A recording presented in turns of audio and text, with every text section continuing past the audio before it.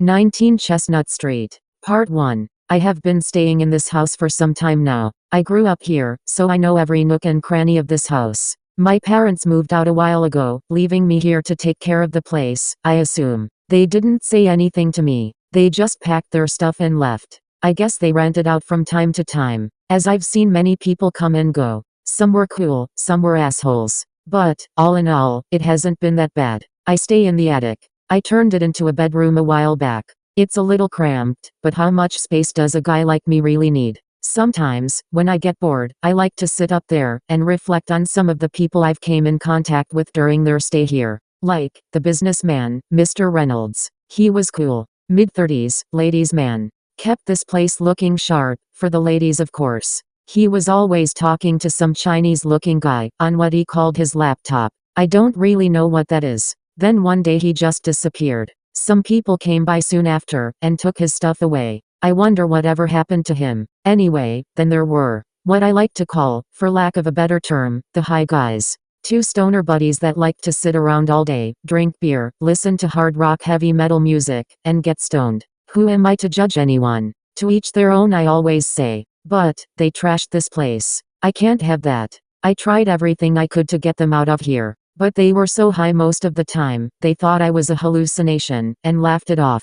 I stayed in my room the day the police came to the house and took them away. Who's laughing now, buddy? There's been many families move in and out. None of them really stayed too long. Moms and dads, with a couple kids. Sometimes, just mom and kids. Sometimes, just dad. Aside from a few screaming matches, and the sounds of lovemaking on occasion, we all seemed to pretty well get along. I really enjoyed playing with the kids though. They were so much fun, playing hide and seek, duck duck goose, games like that. It made me feel alive. I really miss those kids. But now there's Susan. Susan moved in about 6 months ago. Susan is amazing. She's single with no kids. Though she does have a cat, Oscar. Oscar doesn't like me. At all. Every time I come in a room, and he's in there, he stands up, curls his back, and hisses at me, like he's ready to attack. I don't want any trouble, so I just leave Oscar alone. Susan goes to work early every morning, and doesn't return until late at night, sometimes after dark.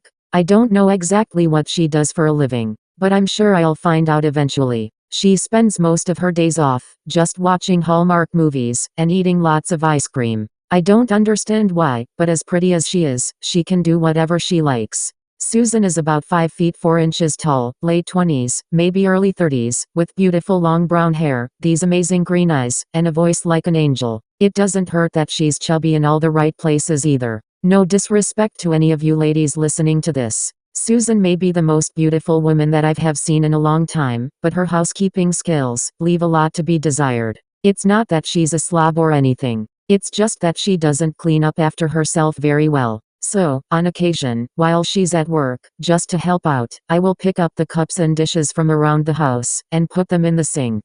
I will pick up her clothes. I don't know what kind of perfume she uses, but, damn, does it smell good. Anyway, I will put her clothes in the hamper, sweep the floor, turn the lights out, things like that. Nothing real major, just the basics. It always makes me happy to see the smile on her face when she comes home, and sees the house straightened up. She just stands there smiling, and she always says, "Thank you. Anything for you, Susan. Anything." I am so taken by Susan that sometimes at night, I like to go stand at her bedroom door, and just watch her sleep. She looks so peaceful. I would like nothing more than to lay beside her, with my arms around her waist, and just hold her. Maybe someday. I know it's only been a little while, but I think I'm falling in love with her. I want to tell her how I feel. I want to show her. I think I'll tell her tonight, when she gets home. What's that? Some kind of folder on the table. H.P.R.C.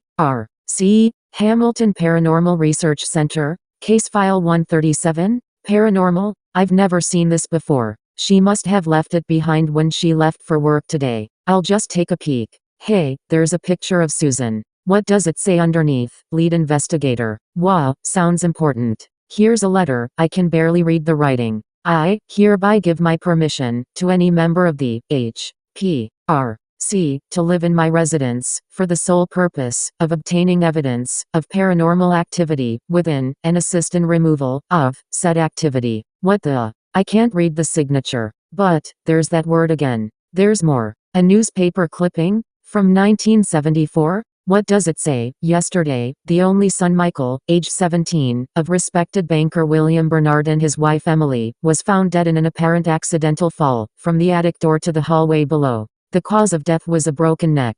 The incident occurred in their home located at 19 Chestnut Street. Wait, Michael Bernard? That's my name, and that's my address. Those are my parents. What? I'm dead? I can't be dead. I can see, I can feel, I can touch. I remember the fall. I remember getting up. I remember my mother coming up the stairs, crying, because I fell. Wait, she wasn't looking at me standing there. She was looking at the dead me on the floor. I remember now. The two men in suits, coming over and taking my body away. All my relatives coming over a few days later, dressed in black, crying, talking about how I was too young to go. Go where? I didn't go anywhere. I didn't understand then, but I understand now. I'm a ghost. That explains everything. Why Mr. Reynolds never answered me when I talked to him. He couldn't see me. He couldn't hear me. Why the stoners thought I was a hallucination, because in their altered state of mind, they could see me, just thought they were imagining it. Why the parents of the children would always ask their kids, "Who are you talking to?"